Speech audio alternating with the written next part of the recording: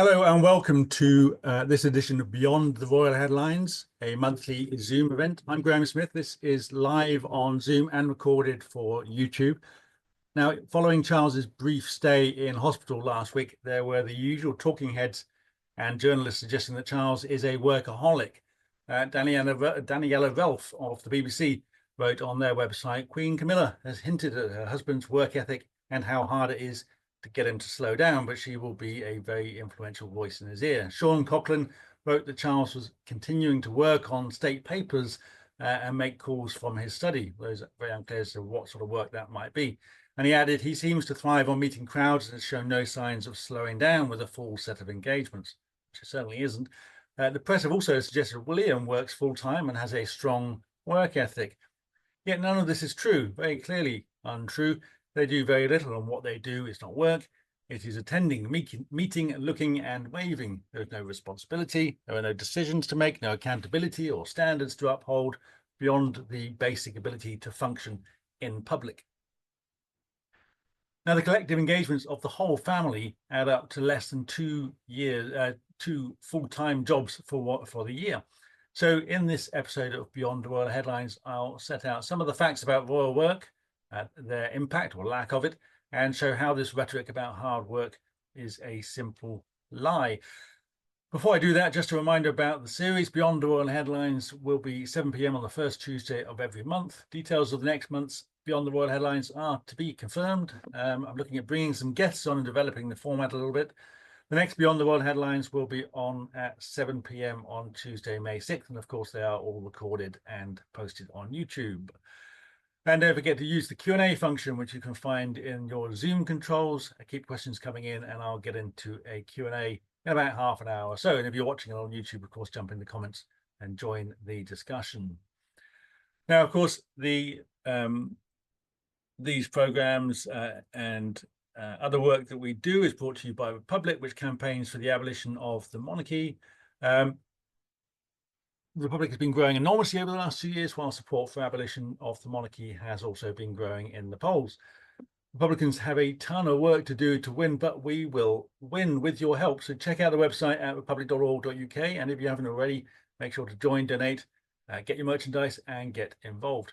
That includes protests and events around the UK. The next one is the Maundy Parade in Durham on April 17th. Check out republic.org.uk/events for details. So, hardworking royals. One thing this claim connects to, of course, is charity. They don't just work hard, they work hard on behalf of others, doing their bit for charity and doing their bit for the country. Royal association with charity, of course, isn't new, with monarchs acting as patrons of arts and culture for centuries. In modern times, this concern for charitable activity has been more carefully attuned to public opinion. In the words of American historian Frank Prochaska, having lost much of their political power and patronage by the middle of the 19th century, royalty took great care to foster its philanthropic associations with the ascendant middle class. In other words, their charitable activities are very much part of ingratiating themselves with the people they rely on for their future. These days, they are keen to project that same image of a noble family, all too aware of their privilege and wanting to give something back, to offer service to the nation, particularly the middle classes. It's not just that they patronize good causes, but also that they wish to brush off accusations of indolence by pointing to the charity work they do. Theirs, you see, is a life of sacrifice and benevolence. We can easily see how these myths bind together with the concept of royal charity work, adding not just to the profitability myth that gets peddled, but also sustaining the oxymoronic myth of the hard-working royal. However, while some charities may get a brief bit of publicity from a royal visit, there isn't any evidence of an overall gain for the charity sector or for the country. So let's have a quick look at the impact that this so-called work has. Now, some charities might benefit from royal patronage, and just as some brands might sell more products because of a fleeting association with Kate Middleton. But that's a benefit for those charities and companies, not the economy or the wider public sector or charity sector. It doesn't increase the overall spending levels or donating levels. It just influences the preferences for where that money will be spent or donated. And it's still not work, it's attending. Now, the picture is a little clearer thanks to a comprehensive study by the research group, Giving Evidence. Now, Giving Evidence exists to generate data and intelligence for the charity sector to aid that sector in making decisions in relation to fundraising and service delivery. Now, in 2020, 2020, the organization conducted a comprehensive study of royal patronages, which you can find on their website. Now, the report included detailed and complex data analysis, comparisons between charities supported and those not supported by royals, between charities of similar types across different regions, and between UK charities and those abroad. Now, the result of this work was pretty clear. The involvement of royals in UK charities makes almost no difference to charity income. Now, in late 2022, I actually had a chat with Caroline Fines, the founder of Giving Evidence, who did a lot of this work herself. Now, Fines was at pains to stress she had no axe to grind when it came to the monarchy. One of the main reasons for looking at the question of royal patronages was simply that no one else had done it before. In the absence of evidence, it was widely assumed that having a royal patron would be a boon for any charity, and so understandably a lot of charity trustees would put a lot of effort into trying to bag a royal for themselves. Now, while the charity sector's public response to Giving Evidence was muted, Fines told me that she had numerous charity CEOs thanking her for the research, as it armed them with the information needed when faced with persistent demands from trustees that they try to secure a royal patron. Now, the report so completely eviscerated the idea of the royal patronage and the impact it has on charity success that even I was surprised by the strength of its findings. But what also surprised me was just how many charities claim royal patronage, while the data on which charities they are is sketchy at best. As many as 1,200 UK charities claim to have a royal patron, although, as Fines pointed out, the information provided on the official royal website is both incomplete and out of date. Now, the report found that a staggering 74% of these charities had no contact with their patron during the preceding year, while a pattern emerged showing royals were far more likely to support the charities they had a hand in founding rather than other charities that they lent their name to. For example, Prince Charles, as he was then, carried out 94 engagements for the Prince's Trust during the previous 5 years, but none for the plant heritage of which he was patron. Now, Giving Evidence also found that charities royals associate themselves were disproportionately large, with revenue typically 30 times that of the average charity based in London, southeast or southwest of England, near the main royal residences, and concentrated on uncontroversial issues with housing, employment, and social services being of least interest to the royal family. That's changed slightly in recent years, but not by a lot. Many of the charities of royal support are, in fact, sports clubs, yacht clubs, and golfing associations, charitable in law, but arguably not in spirit. Now, the Giving Evidence report compared air ambulance charities in the UK, contrasting those with royal links to those without, and found no discernible difference in their fundraising capabilities. The report drew comparisons between the UK and other countries without royal families and found no differences in the giving habits of their citizens. The report was quite clear. The effect of royal patrons on charities, it said, on their revenue is small or zero. And contrast that with the unsupported claim by that infamous Brand Finance report that the monarchy generates an uplift of around £150 million to the charity sector through royal patronage. The Giving Evidence is report is a stark reminder of why it's important to do the research and find the data and not pick up and amplify assumptions. Truth is that along with tourism, trade and TV, the royals' impact on charity is so small as to be nothing. The reply to this data is usually to point out charities such as Prince's Trust or the Duke of Edinburgh's Award or Prince William's Royal Foundation and its flagship project, the Earthshot Prize, which has since become an independent charity in its own right. Now, the argument goes that it cannot be true that the royals have little impact on charity. Just look at these few organisations, the good work they do and the money they raise. Although I would say that the Earthshot Prize is a pretty paltry little organisation and scheme in the grand scheme of things when it comes to tackling climate change, despite all the fanfare that surrounds it. Now, I'm less convinced about the value of the Royal Foundation generally, but I certainly concede that the Prince's Trust and Duke of Edinburgh's Award do a lot of good. But those are independent charities which have never been the personal projects of Charles or Philip.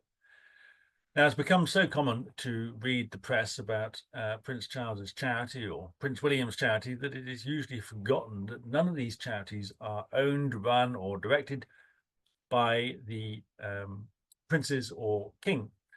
In UK charity law, it is not possible to own a charity. They must be independent and governed solely by their trustees in pursuit of their stated aims. It would be a breach of that law for trustees to defer to or take instructions from a third party. Neither Charles nor William are trustees or employees of any of the charities they are associated with. Whether or not the trustees do retain their independence is an open question and one that's difficult to answer, but whether they do or not, the royals should not be responsible for the management, fundraising, or promotion of these charities for those reasons. Now, there is a caveat to this in that there is evidence the royals, in particular Charles, do treat some of their charities as their own playthings. It certainly appears that Charles gets personally involved in fundraising in ways that are, at the very least, questionable.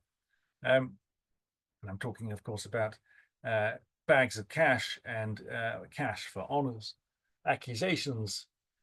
Now, King Charles has in the past claimed to be a charitable entrepreneur, raising, according to him, more than £100 million a year for charity. Now, that figure is in fact the total income of all the charities he has had a hand in setting up, of which there are around 20, including the Prince's Trust, the Prince's Foundation, and Business in the Community. And many of these appear to exist to push Charles's eccentric political and social agenda rather than pursue what most of us would consider charitable purposes. Now, when in 2021, Charles was accused of offering honours in exchange for donations to his charities, his story changed, insisting instead he has an arm's length relationship to his charities and does not get involved in fundraising. As I've mentioned, Charles is particularly close to the Prince's Trust, one of the few royally established charities that does something worthwhile. It is said that Charles personally funded the charity's creation in 1976, for which he should rightly be credited. But since then, others have taken on the nascent idea and turned it into reality, raising funds from the public and from wealthy benefactors and working year-round to support young people aged 11 to 30 in a variety of ways, particularly through training and mentoring. None of that funding, as far as anyone was aware, comes from Charles himself.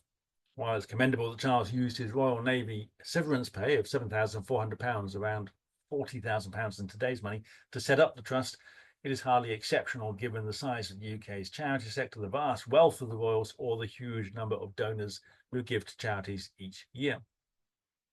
The Giving Evidence report, incidentally, said that donations from royal patrons are rare, though not unheard of. During this project, we heard one anecdote of a donation of £1,000 from the Queen to a large charity of which she is patron.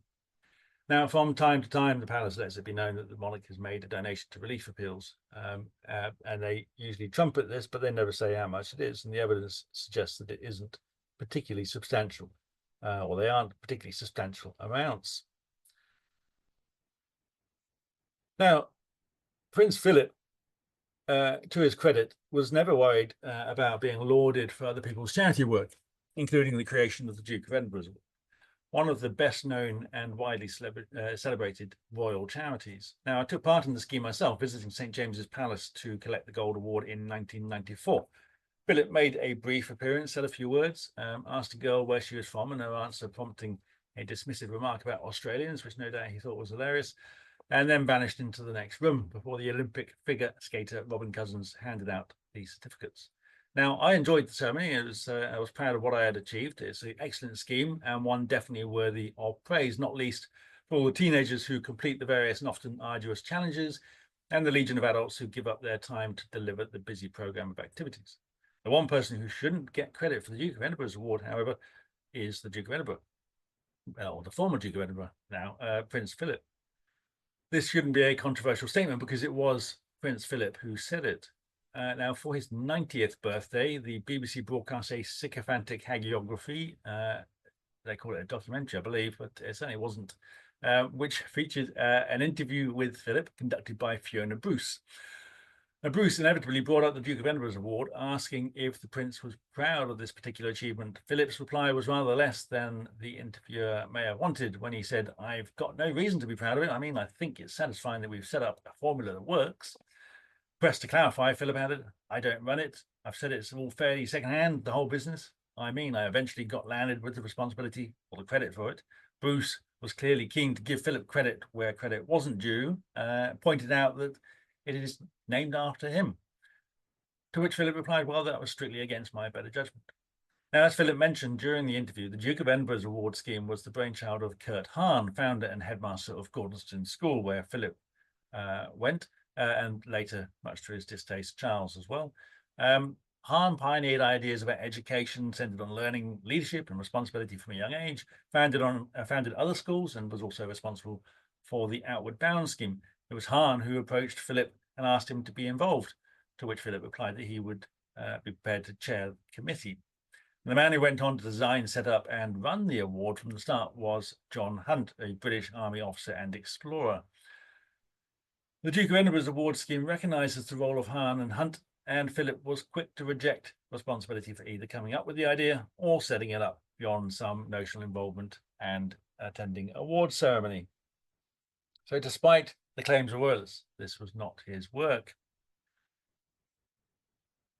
Now I'm going to come on to what work they claim to do, but first a quick reminder to again check out the Republic's website, and a couple of things I wanted to point out, not least the merchandise and books on sale. If you go up to the shop, we have quite a long, wide range of merchandise, gift ideas and books. You can, of course, join for as little as £4 a month if you haven't already. And I also want to remind you about two big dates we've got for your diary. So should be able to see here. The big one is Republic Day on May 10th and the Trooping the Colour protest on June 14th. So these are 2 dates for your diary, opportunities to celebrate the cause, to champion democracy, enjoy a great day, and on June 14th to protest directly outside Buckingham Palace when the royals come out on the balcony. Now, these protests are an important part of the public strategy, disrupting the image of a nation of royalists. They're also a lot of fun, so do come down and join us. And we have just launched Republic's new podcast, From Below the Balcony. So you can catch up with that via the website. There it is. And you can catch up with the latest episode. It's just one episode came out last Monday. And this podcast is going to be a key feature of the campaign for some time to come. Make sure you signed up for all of our email updates and subscribe to Republic's YouTube channel. Links on the website. Now, we are treated to an annual scorecard of royal engagements, widely shared by the press, as if reporting on the runners and riders at the latest Ascot races. For 2021, Princess Anne came first in the race for the hardest working royal trophy, with Charles coming in second place. Now, the annual list was first published as a letter to the Times from one of their readers and staunch royalist, Tim O'Donovan, in 1981, in which he simply offered an insight into what the royals did. Back then, of course, the court circular, which publicly lists royal engagements, could only be read in the newspaper, and it took a devoted royalist like O'Donovan to collect the cuttings and compile a league table. Now, initially, the palace actually weren't all that happy with O'Donovan's lists and asked him to stop, explaining that they were concerned it would lead to news reports of work-shy royals. Now, O'Donovan persuaded them otherwise, and while there has been the occasional criticism of those royals further down the list, on the whole, the press dutifully acclaimed those at the top of the list as hard-working. Now, in response to the 2021 league table, the Daily Mail exclaimed, "Princess Anne is the year's hardest working royal. Queen's daughter pips Prince Charles to the crown with 387 engagements in 2021, while Her Majesty 95 still managed 184. Now, there are two big problems with this obsequious reporting. What the royals do does not amount to work, as most people would understand it, and they do far less than those superficially impressive figures might suggest. One of their aides admitted as much when, in 2005, Prince Charles's former press officer, Mark Bolland, said the Windsors are very good at working 3 days a week, 5 months a year, making it look as if they work hard. Now, Edgar Wilson, in The Myth of British Monarchy, a great book, written in the 1980s, republished by Republic a couple of years ago and available on our shop. He cites a 1957 quote from a royalist who said, "The royal family do not have a very hard life compared with most of their subjects. The royal family have plenty of time on their hands. 30-odd public appearances in 90 days is hardly a back-breaking program for a company whose principal raison d'etre is the making of public appearances." Now, I'm not sure if he means 30 appearances for the whole family, but in the first 90 days of 2022, excluding his disaster tour of the Caribbean, William did a whopping 17 engagements, including attending a game of rugby. In July 2022, to highlight this fallacy of the hard-working royal, I trawled through the court circular for all the engagements carried out by Prince Charles and Prince William for the first half of the year. Now, to say they had a light schedule would be to underestimate their workload, or overestimate their workload, I should say. In the past, when I pointed this out, royalists have replied that the court circular doesn't tell the whole story. The royals are incredibly busy behind the scenes. Well, they never say what that busy work entails, and we never see any discernible results of that work. Moreover, when going through the list of their official duties, it's remarkable how much padding it contains. Now, you've got to remember that the court circular is supposed to set out the official engagements of the royal family, the things they do in their capacity as royals on behalf of the nation. And those engagements are always promoted as significant moments in the nation's life. Yet the list includes phone calls and conversations over Zoom, as well as meetings of their charities, the ones they've had a hand in setting up, and which are their own private projects, as well as meetings of the executive of the Duchy of Cornwall, which at other times they are at pains to insist is a private estate. Now, they can't feel all that confident that the list of legitimately public and official engagements will be viewed as particularly impressive if they need to add to it Prince William's occasional meetings with William Hague, former Conservative Party leader and now chair of the Royal Foundation. Whatever the nature of the work, what's most shocking is how little of it there is. In January of 2022, Charles did nothing at all until the 14th of that month. William nothing until the 12th. Now, Charles had a handful of brief meetings, one on the 19th, 3 on the 21st, plus a phone call with the Greek Prime Minister that same day. He visited the Holocaust exhibition in Buckingham Palace, so not a long trip away, on the 24th, and at Didcot and Abingdon a week later. And you'll notice an awful lot of their engagements are either at home or one of their homes or very close to their homes in and around Scotland, London and Southwest. Now, that was it for that month, just a smattering of engagements over 5 days spread out over 3 weeks in January. Prince William's January diary was similarly empty, with a couple of phone calls, an investiture to hand out gongs and a couple of other brief engagements, all done on 6 days spread out over 3 weeks. In February, aside from a brief trip to Dubai, in which he also attended an event for the Earthshot Prize, which is not official business, his engagements consisted of one investiture, a short trip down the road to visit MI6, 20-minute meeting with Ben Wallace, the Defence Secretary, as he was then, and the England versus Wales rugby match on the 26th, put down as work. Now, the pattern is similar each month, with April being William's laziest, excluding meetings with his charities, which are not official engagements. The only official engagements that month were a visit to the Disaster Emergency Committee in London, an Anzac Day memorial service followed by a charity gala, a meeting 2 days later, and a solitary video call the day after that. None of it really adding up as work. Now, from the 27th of March, when he and Kate arrived back in the UK from their ham-fisted tour of the Caribbean, he did absolutely nothing of note for 4 weeks. May was a bit busier, thanks presumably to the Jubilee at the start of June, but once that exertion was over, he resumed the normal pattern of occasional engagement separated by long stretches of downtime. Now, Charles, who at the time was still heir and increasingly a stand-in for the Queen, would be expected to be a lot busier than William, which he was to a point, but by a lot busier, I do not mean busy. At no point does he do a full week or even a full day. As with William, most of the engagements are at or near one of his 3 main residences in London, the Southwest or in Scotland. Now, as a generous estimate, the average length of an official engagement is about an hour. However, quite a lot of them are a lot shorter, some are only 20 minutes. So if we assume that they are each an hour long, which is generous, then during the whole of 2021, Charles did the equivalent of 11 weeks full-time work, or to put it another way, an average of 4.5 days a month.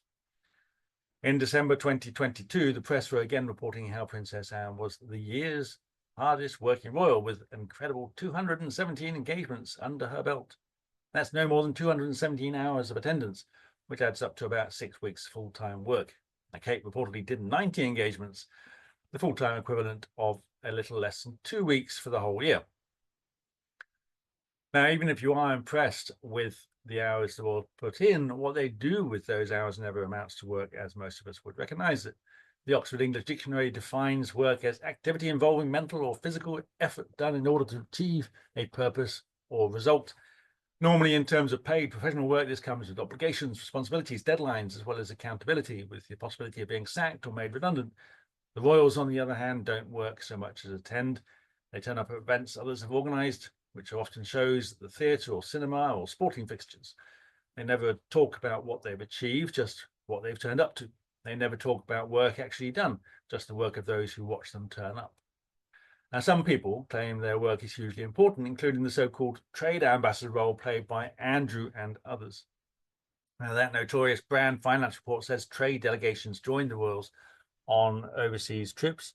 Others argue they can open doors in places like the Middle East. But so what? Business leaders also join government ministers on official visits overseas and are involved in countless other international networks that facilitate Britain's global trade.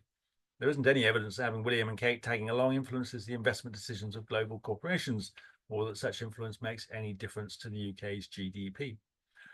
Moreover, the Royals have widely advertised their ineptitude when it comes to acting as ambassadors for the nation. In early 2022, Prince William and Kate, and shortly after them, Prince Edward and Sophie, conducted tours of the Caribbean realms to disastrous effect. While Prince Andrew, who for 10 years was the official UK trade ambassador, was an active hindrance to our trade even before his friendship with Jeffrey Epstein came to light. According to one report, at the time Andrew stepped down from the role in 2011, there was disquiet about him lunching at Buckingham Palace with a notorious member of the former Tunisian regime, while he was also known to be friends with Saif Gaddafi, the son of the former Libyan leader and Libyan gun smuggler Tarek Kaitouni. One Daily Mail report quoted a former UK diplomat saying that among diplomatic corps, Andrew was referred to as HBH, His Buffoon Highness, for his crass tone with officials and his unwillingness to follow the Foreign Office brief. So it's unclear how the report calculates any dividend from having these people. So it's unclear how we can calculate any dividend from having these people go on tour. Now, hard work is something done by teachers, nurses, police officers, and even MPs. It's the low-paid shop staff who had to persevere through COVID lockdowns who work hard, the call centre staff, builders, carers, and those people behind the scenes producing hit dramas about the Yorkshire Royals. For most of us, we do this hard work alongside many other obligations, such as paying rent or mortgage, getting the kids to school for the lack of a team of nannies, or looking after elderly relatives for the lack of hundreds of servants. The Royal claim to work hard is a scam, and it should be offensive to those who do put in long hours for a tiny fraction of the multi-million-pound funding we give the royal family. For most days of most weeks of most months of the year, the royals pursue their own interests and pastimes. The royals do not work hard, if they ever work at all. Now, perhaps it doesn't matter if they work hard or not. Perhaps some people believe what's important is not what the royals do, but they are there being royal. Now, if that's someone's view, fine, but the enthusiasm with which royalists claim they work hard suggests they need to believe that they do something useful, that there's a life of sacrifice and service and sacrifice on behalf of the nation. Now, it might be comforting to believe that their support is not in vain, that their adulation is not being taken for granted, and that in return for the money, position, and status we give them, the royals give much more back in return. Unfortunately, that belief is misplaced. Now, just finish quickly before we'll take some questions. Say that we are going to be doing some more work on this. I've already started to work on a new report on the so-called work, the engagements of what the royals actually do. So we will continue to do that. It takes quite a bit of sort of data analysis and diarising what they do and looking at it in more detail. If you ever look at the court circular, which you can do at royal.gov.uk, or was it royal.uk? I forget, the official royal website. You can look there and you'll see that they've padded it out with a lot of extraneous information, including long lists of people who are going places as representatives of one of the royals, which makes it look like they at brief glance, it makes the whole calendar look a lot busier. So do check that out. Now, thank you very much for listening. It's a slightly different format, and I'm going to grab some questions off here and go through those. So again, use the Q&A feature to ask questions.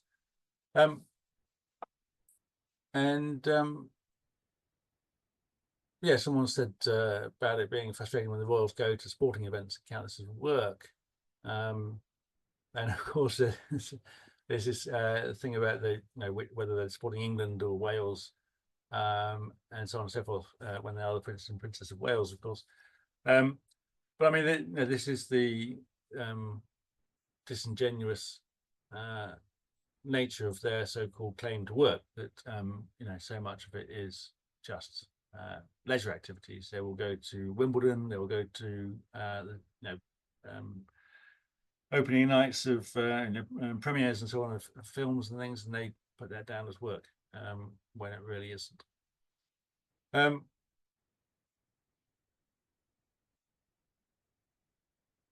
Diana has asked a pertinent question: do the royals ever do things we recognise as work, like writing, reading, commenting, speaking, not just attending, planning, designing good works? I mean, all I can say is that there's no evidence of it. They will go along sometimes to meetings of charities, for example, but those charities have professionals there who are doing the work. I'm not aware of any evidence that they actually put anything in. Weirdly, I was thinking about this earlier, that one thing they could do is write. Charles had a book out quite a long time ago now, but it was co-written with Tony Juniper, who I assume did all the writing. But they don't put their mind to anything. They've got so much time, they could produce all sorts of interesting works if they wanted, but they do not. So no, I don't think so. I mean, they say that Charles, they were saying the other day that Charles is back at work and toiling over state papers, but it's all sort of child's play for them, really, because he doesn't have anything that he needs to do with state papers. And it was said that he'll often make comments in the margins of these papers correcting people's grammar, which suggests he's not really engaging with the substance, because he doesn't have to. He has no decisions to make, and no input to give, because it is all done by other people, as it should. So no, there's no evidence as far as I'm aware. Mike has asked whether I could publicly challenge William to debate with me, and I think I've certainly made that suggestion in the past. I haven't yet made the point of openly challenging them, but I would be very happy to debate William or Charles or any of them, really. Again, part of the problem with engaging with them in that way is they don't know how to. If you challenge them, they usually just walk away or ignore you. So it would be difficult for them, to say the least, to be challenged in that way. I think if I started asking them about allegations of corruption, they would probably get up and walk out of the room. So, but I think that in itself is a point that should be raised. I think they should be challenged. I've also suggested to the journalists that they invite them to studios to answer the questions.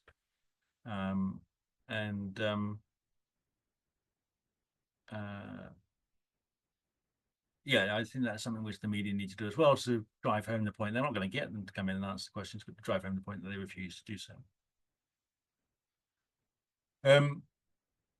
There's a question about their work in the armed forces. Now, this is a little bit more sketchy because we don't know exactly what they did, but there are certainly plenty of reports that that they were not doing full-time work in the armed forces, that they have much more freedom and flexibility than your regular member of the armed forces in terms of what they did.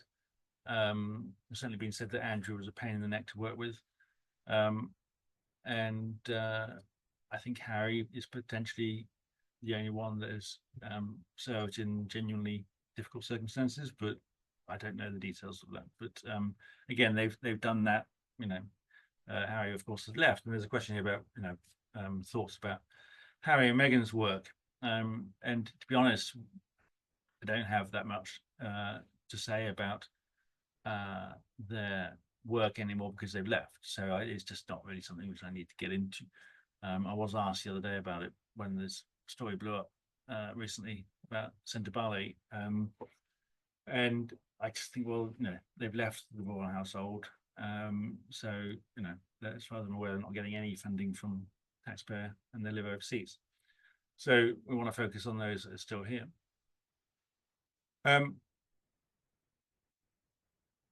Anne's asking if there's any evidence that they write their speeches. No, I don't think so. And I don't want to be personal about it, but there is evidence that they're not particularly bright or literate, or I mean, I'm not saying they're illiterate, but they're not particularly smart. And I suspect, why would they write their own speeches? You know, they've got people to write them for them. What's interesting is that their speeches are often incredibly short, and this doesn't really come across. You get like a snippet in the news. It's just been an agreement that, you know, they can turn up at the BAFTAs, for example. Not that long ago, William turned up at some event for the BAFTAs, not the main event, I don't think.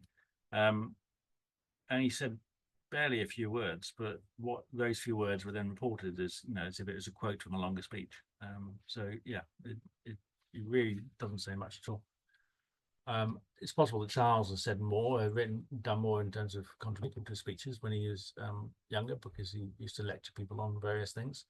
But yeah, on the whole, their speeches are pretty short and flimsy, and not particularly interesting. Now, there's another interesting question there somewhere. Oh, someone's asking about contributing ideas to the podcast. Yeah, I mean, the podcast is the place to go. I mean, if you can either just drop an email or go to the podcast on YouTube and add comments there. But yeah, we're always happy to hear. But if it's the series at the moment is fairly well developed, but yeah, we're always happy to get interesting ideas. Now, are there any other questions about the hard work thing? I know that it's something which has been very it's kind of insulting that they say that they work hard, and I think but for some reason we still get serious people, journalists and so on, sort of going on about it and saying that they do this work. And we've had the BBC talking about it over the last few days because of Charles being in hospital, and genuinely just openly talking about his work ethic. And there was a thing that William was talking about Charles's work ethic a few months back, saying that, you know, sometimes he would fall asleep at his desk because he was working into the wee hours of the morning. Again, it's just this weird idea that it's as if the officials give him a bunch of papers to go through, and in a red box, as if it's, you know, important official government business, and he doesn't have to do anything with it. You know, he's not involved in decision making. So what is it he's doing? You know, it's almost as if they're humoring him to make him feel important, which is kind of tragic, because, you know, people's lives should be productive and useful. And if you're spending your life doing things which is completely pointless to the point where people are humoring you, I think that's pretty sad. Diana's asking, what do they do all the time? This is a good point. I mean, I guess it's a good question. What is interesting, and this is something which I think is worth doing, because it's not their personal habits and personalities, I know, are not the key point, but I think it's worth puncturing the bubbles of people that argue in their favour. And it's worth maybe trawling through some of the material that is written by royalists about their lives, because what you pick up on is their daily routine is very odd and quite lazy. So they would often get up quite late or wake up quite late. And when I say quite late, I mean 9 or 10 o'clock in the morning. They would have breakfast, and that would be quite an extensive affair. And then they might go and walk around the grounds of whatever house they're in. And I get the impression it's fairly regimented. Now, whether it is with William and Kate, I don't know. Maybe it's a little bit different for them, but certainly the Queen and some of the older ones, you know, they would have a very clear routine, and it would be, you know, an hour of walking around the grounds, and then morning tea, you know, having had breakfast an hour early, you know, and a very long lunch, and then maybe an hour of looking up correspondence or whatever it is. But yeah, it's a very odd lifestyle. Ruth is asking about William and his homelessness thing, and is he hands-on? Again, I mean, if you look at the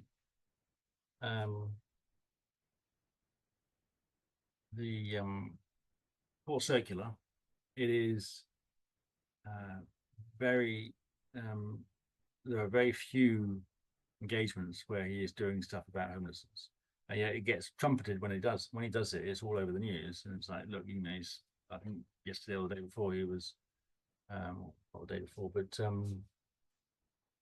late last week maybe, he was doing something about this homelessness charity in Aberdeen, which doesn't seem to have done an awful lot over the last year or so, but he has certainly has. And if you go through his diary, he's done very little about it at all. So, and they find someone who is homeless or was homeless, and they get him to meet William, and then they get him to the same person to meet William again, and they pretend that they become best buddies, and you know, and now friends. So it's all very, very carefully engineered and manufactured. You know, it really is desperately dishonest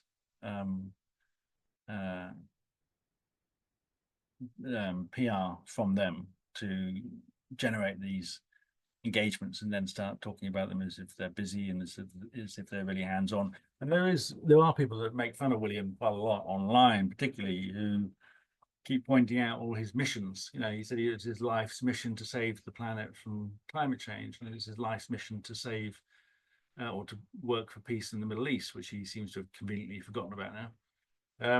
And it's his life's mission to end homelessness. You know, I don't know how many life's missions he can do, but given how little he does, he's going to have a very, very long life to achieve any of them. But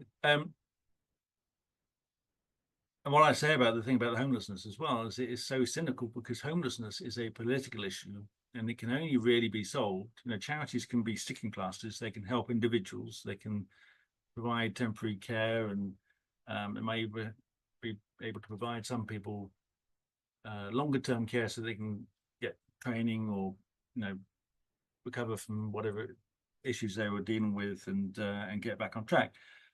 But in order to actually resolve homelessness, to end it, and to make it a rare thing, that requires government level intervention. It requires consensus across political parties who can continue that work from one government to another, and it involves a lot of investment.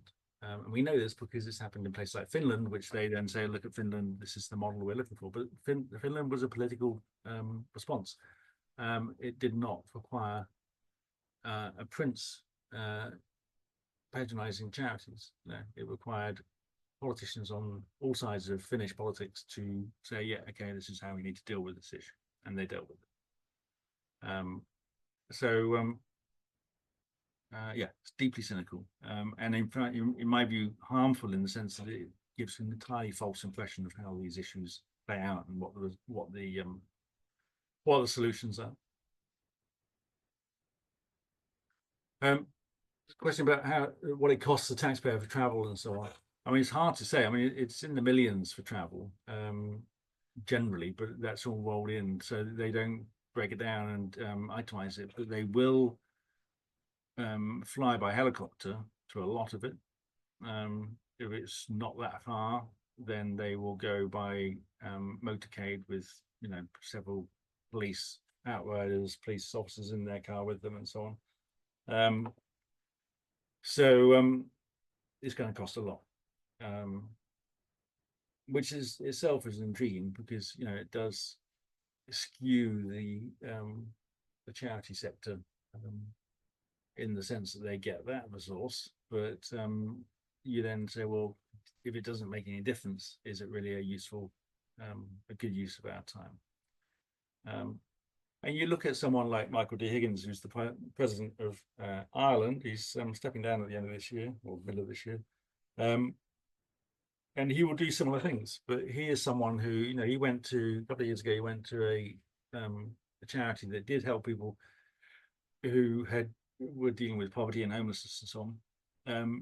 And he made a powerful speech, very clearly something he wrote himself, or at least it's his thoughts and his ideas in this speech, where he criticized the housing market and the speculators and the people that have driven up housing prices and rental prices to the point where people are ending up on the street.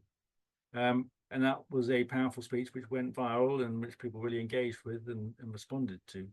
And the Irish government felt the need to respond to.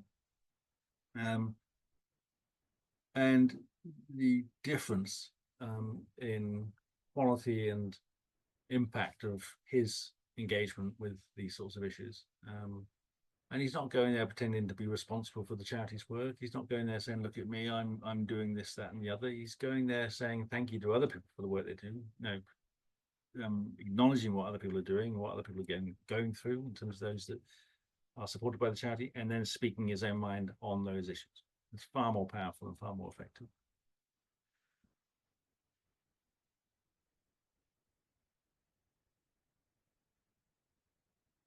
Yeah, there's this question about why people don't pick up on this idleness, and I think part of the problem is that it just doesn't get talked about. Not only does it not get talked about, but you have journalists talking absolute nonsense about it and going along with the idea that that they are busy, and most people don't care that much about them, so they don't really follow what they're doing. They're not that interested, but and I think most people, if we put this report out again, I think people will be quite surprised by how little they do. And I think that is that will be interesting to see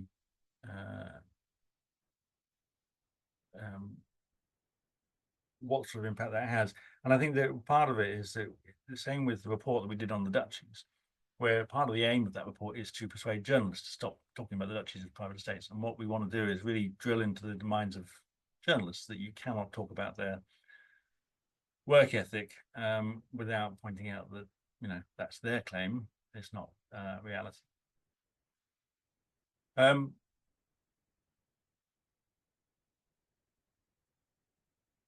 Yes, and the Earthshot Prize given out by William was a question there about a point made by the fact that he flies around the world churning out tons of carbon emissions in order to hand out these prizes.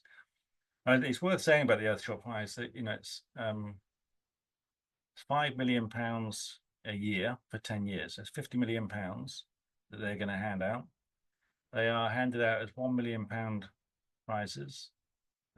So any one recipient gets £1 million. That £1 million is handed out over 2 or 3 years. So it's not £1 million as a lump sum. So it's going to support a project of a similar size to Republic, to be honest, in terms of budget.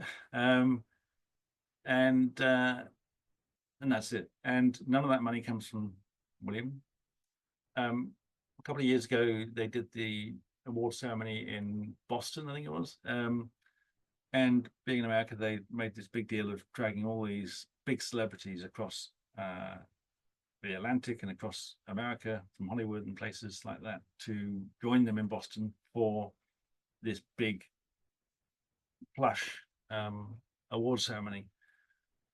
And it's very obvious that it was all about William and Kate. It was about them being lauded as these environmental champions for doing what? For handing out £5 million each year for 10 years. Now, in order to get those people to that event, there would have been dozens of private flights landing in the area, tons of carbon thrown into the atmosphere in order to get there. Incredibly expensive and pointless ceremony for handing out a sum of money which most of those celebrities could simply write a check for without batting an eyelid, including William. And the irony is that they then had the actual prize winners, the scientists, the people that were creating the engineers or whoever they were that were developing these projects that had been given money. They're the ones that had to stay at home and zoom in on the pretext of saving the carbon footprint of flying to the event. Absolutely extraordinary. And now at the last COP, whatever it was, 26, 27, whatever it was, they were talking about trillions of dollars needed to tackle climate change, trillions of dollars. And William is talking about $5 million pounds a year for 10 years, and that's it. So yeah, the hyperbole is absolute nonsense.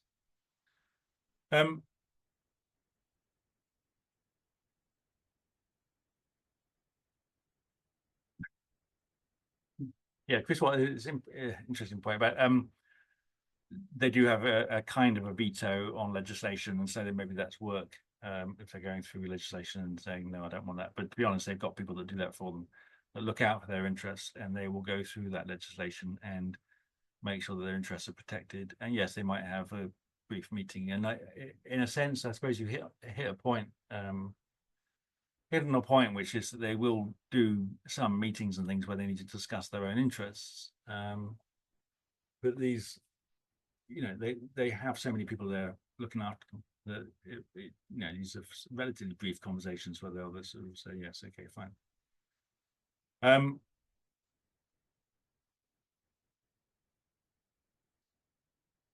Yeah, in terms of putting a link on the court circular, I mean, you can Google the court circular, but yeah, we can put some stuff on there at some point. I think once we've done this report, we'll put more stuff on there about all this, and that will include information about where to find the court circular. But it's quite easy to come by. It's searchable, but it's done in a way that it's not immediately obvious. You have to go through it and work out exactly how little they've done.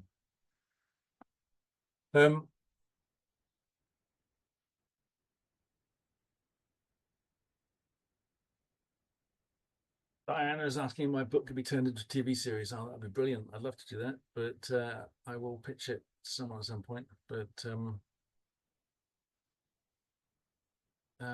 yes, I think that. I mean, I think might as well plug my book.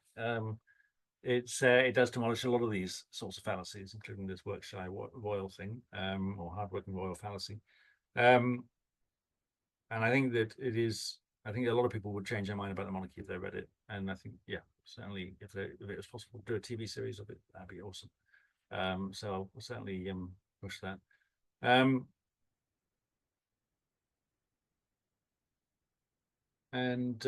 Raj, I'm going to come back to your Republic Day event question in a second.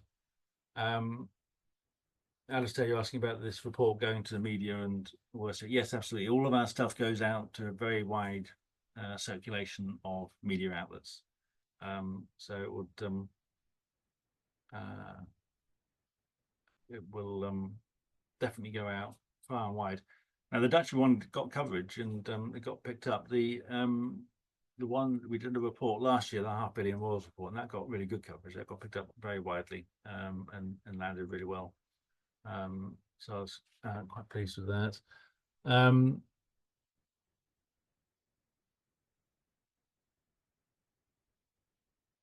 Now, in terms of Republic Day, from Raj, would it be fine to bring our own flags, banners, etc.? Absolutely, we encourage it. Come along and join in.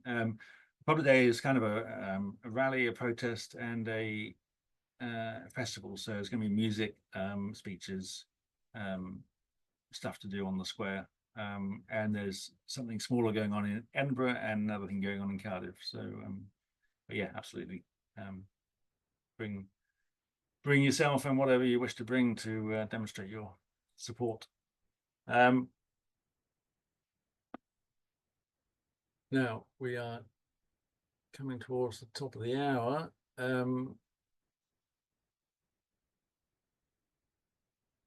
In terms of a couple of general questions about doing events in other cities and towns and things. I mean, we are encouraging local campaigns to do things. I am hoping to do more visits to parts of the UK.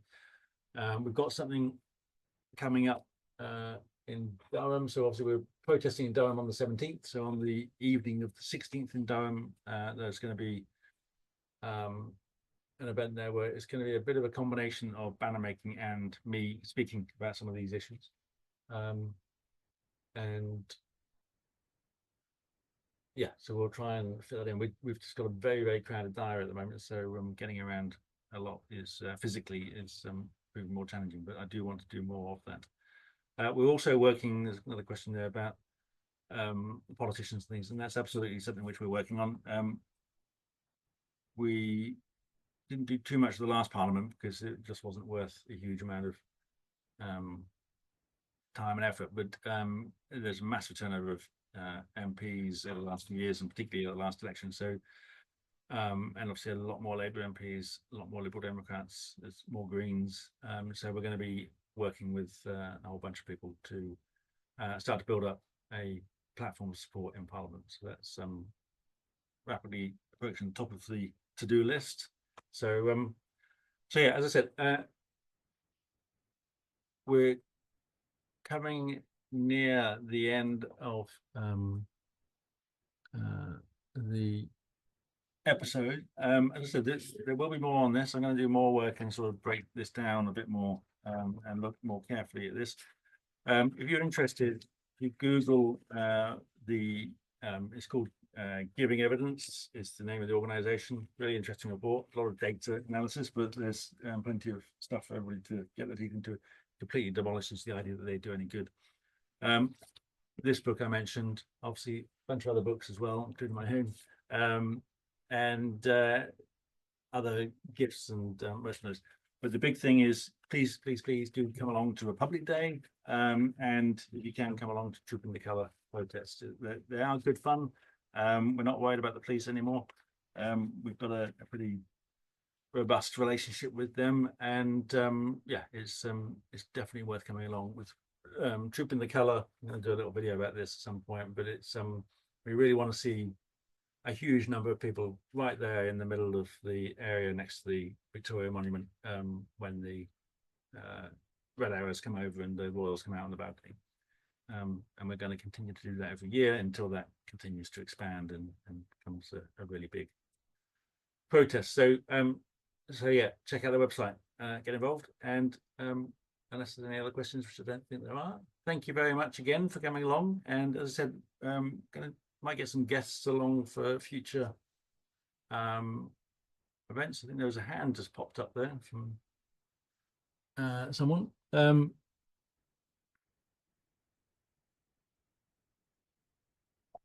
And that seems to have disappeared again. So yeah, anyway, so what was I saying? Yeah, thank you for coming along. The format might change a little bit. I might get some guests in, people sort of who know stuff and can chat about get into some of this detail.